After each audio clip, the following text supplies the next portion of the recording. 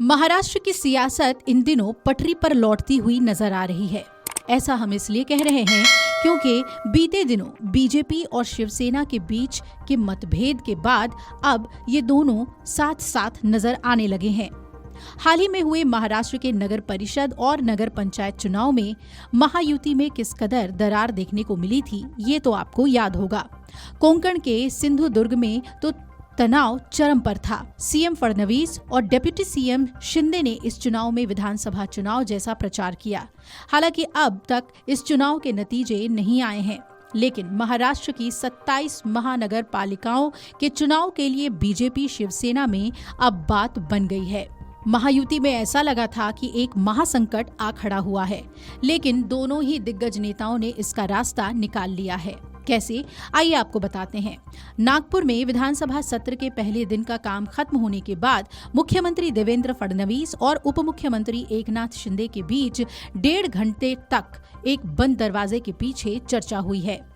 मंत्री चंद्रशेखर बावनकुले और बीजेपी प्रदेश अध्यक्ष रविंद्र चौहान भी इस बैठक में मौजूद थे। मुंबई और ठाणे सहित पूरे महाराष्ट्र में होने वाले 27 महानगर पालिका चुनाव महायुति के तौर पर एकजुट होकर लड़ने के संदर्भ में दोनों पक्षों ने सकारात्मक चर्चा की। अगले 2 से 3 दिनों में हर एक नगर निगम के लिए स्थानीय स्तर पर नेताओं के बीच गठबंधन की चर्चा शुरू होगी।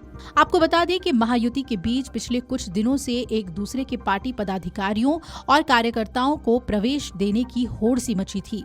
अब इस पर भी लगाम लगाने का फैसला लिया गया है। बीजेपी और शिवसेना के पदाधिकारियों और कार्यकर्ताओं को एक दूसरे की पार्टियों में एंट्री नहीं दी जाएगी। महायुति में बात तो बन गई है, लेकिन नागपुर, पुणे, पिंपरी चिंचवड, पनवेल और सोलापुर जैसी महानगर पालिकाओं में शिंदे की शिवसेना की ताकत बेहद कम है। ऐसे में इन महानगर पालिकाओं में गठबंधन होगा या नहीं, ये बड़ा सवाल है। इन सभी कयासों के बीच देवेंद्र फडणवीस और एकनाथ शिंदे ने कल 1.5 घंटे तक बंद कमरे में बातचीत की। जारी आधिकारिक बयान के मुताबिक इस बैठक में आपस में ये रजामंदी बन गई है कि सत्ताधारी महायुति गठबंधन मुंबई और ठाणे सहित पूरे राज्य में होने वाले आगामी नगर निगम चुनाव मिलकर लड़ेंगे। अगले 2 से 3 दिनों के अंदर राज्य के हर नगर निगम के नेताओं के बीच स्थानीय स्तर पर चर्चा शुरू होगी कि किस तरीके से सीट बंटवारा करना है और अन्य चीजों को भी अंतिम रूप दे दिया जाएगा। इसके अलावा दोनों दलों में ये भी सहमति बनी है कि बीजेपी और शिवसेना के पदाधिकारी और कार्यकर्ता एक दूसरे की पार्टियों में आने जाने की अनुमति नहीं देंगे, यानी कि एक दूसरे की पार्टी में तो तोड़ फोड़ नहीं करेंगे। महाराष्ट्र स्थानीय निकाय चुनाव में मुख्य मुकाबला 2 प्रमुख गठबंधन सत्ताधारी महायुति और विपक्षी महाविकास अघाड़ी के बीच ही माना जा रहा है। महायुति यानी कि जो सत्ताधारी गठबंधन है वो सत्ता में है और उसके मुख्य घटक दल बीजेपी, शिवसेना, एकनाथ शिंदे गुट और राष्ट्रवादी कांग्रेस पार्टी यानी एनसीपी अजीत पवार गुट है। जबकि महाविकास अघाड़ी की बात करें तो इसमें कांग्रेस, शिवसेना, उद्धव ठाकरे गुट के अलावा राष्ट्रवादी कांग्रेस पार्टी, एनसीपी शरद पवार गुट है।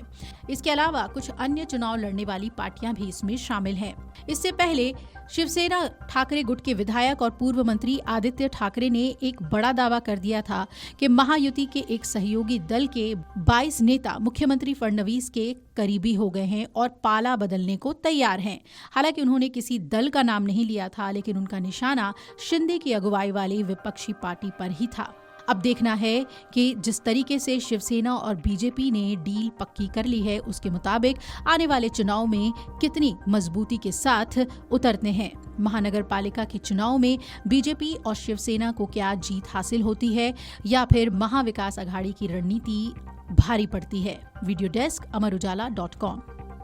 अगर आप ये वीडियो YouTube पर देख रहे हैं तो हमारे चैनल को सब्सक्राइब कर बेल आइकन दबाएं और Facebook पर देख रहे हैं तो हमारे पेज को लाइक करें।